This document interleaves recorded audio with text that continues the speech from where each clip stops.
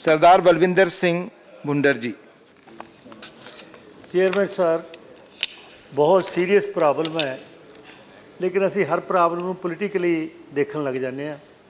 ਅਫਸੋਸ ਹੈ ਕਿ ਅਸੀਂ ਇੱਕ ਦੂਸਰੇ ਤੇ ਬਲੇਮ ਕਰਨ ਦੀ ਬਜਾਏ एक तो सब तो पहला पॉइंट है कि जे दिल्ली कल्ला पोल्यूट नहीं, ये तो सारा हिंदुस्तान ही पोल्यूट है। आज की पेपर की न्यूज़ देख लो कि हिंदुस्तान के 8 स्टेट्स जो है सब पोल्यूशन में आए हुए हैं। इसलिए ये देखना जो ज़रूरी है वो ये है कि इसका हल क्या है।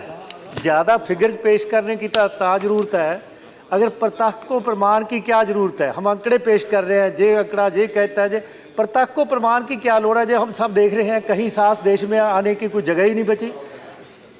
पंजाब से लग जाओ, अमृतसर से बम्बे तक चले जाओ, कहीं आप सांस नहीं ले सकते।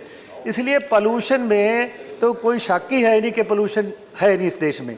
स्टेप्स बहुत लिए हैं 5 साल में, इस गवर्नमेंट में काफ़ी अच्छे स्टेप लिए हैं और उसका प्रभाव भी है, लेकिन जितना होना चाहिए उतना प्रभाव इससे नहीं पड़ सकता।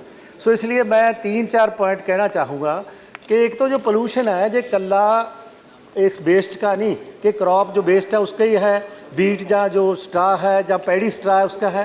पोल्यूशन तो इंडस्ट्री का सबसे ज़्यादा है। पोल्यूशन जो व्हीकल इतना देश में हो रहा है, दिल्ली में 8-9 लाख से भी शायद ज़्यादा व्हीकल डेली है, और उसका कितना पोल्यूशन है। एक रिपोर्ट है बड़ी अच्छी संस्था की कि अगर ये जो पोल्यूशन जो गाड़ी का पोल्यूशन है उसका सही आंकड़ा ले लिए तो 20-30% बीट की जील्ड पे असर है। अगर किसान कहे हमारी जील्ड पे असर पे कि आप सारा जो व्हीकल रोको, इंडस्ट्री का वो रोको जो है डस्ट, तो आप क्या करेंगे। आप सब ब्लेम कर रहे हैं किसान को। किसान कल्ला इसका दोषी नहीं, किसान सब जानता है, वो भी इस बीमारी में जो है आप शामिल है।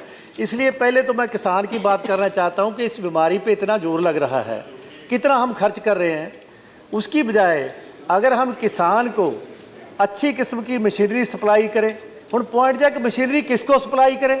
अगर किसान लेगा तो 10-20 लाख कहाँ, एक एक किसान कितना पैसा लाएगा 15 दिन के लिए।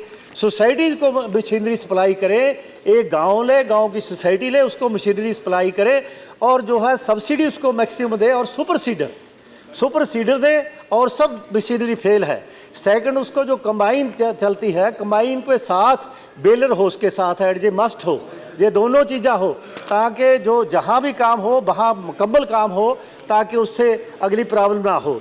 दूसरा मैं कहना चाहता हूँ कि जो इसकी बजाय, इससे भी इजी बात मैं बताता हूँ कि बजाय सब्सिडी या और कहीं उसके में गबन होता है, डायरेक्ट किसान को क्यों ना 200 पर क्विंटल दे दिया, 4000 पर एकड़ दे दिया जाए, ताकि किसान भी अपने पैरों पर खड़ा होए और उससे के साथ जो लेबर का प्रॉब्लम है वो भी हल हो, अनएम्प्लॉयमेंट का प्रॉब्लम भी हल हो और किसान को फ़ायदा हो।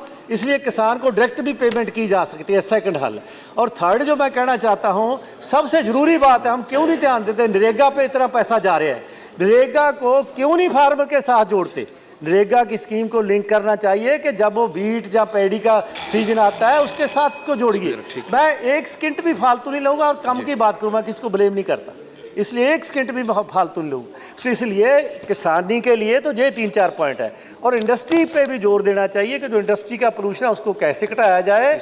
आपने जो स्टेप लिए वो ठीक है, उस स्टेप को कोई डिनाई नहीं कर सकता, लेकिन और स्टेप की ज़रूरत है। और ये तो आज हम सोच रहे हैं, अगर हम ऋषि मुनियों के लिए 550 साल पहले गुरु नानक देव जी ने कहा था कि पानी पवन गुरु पानी पिता माता तरत मात, 550 साल पहले बताया, हमें आज पता लग रहा है।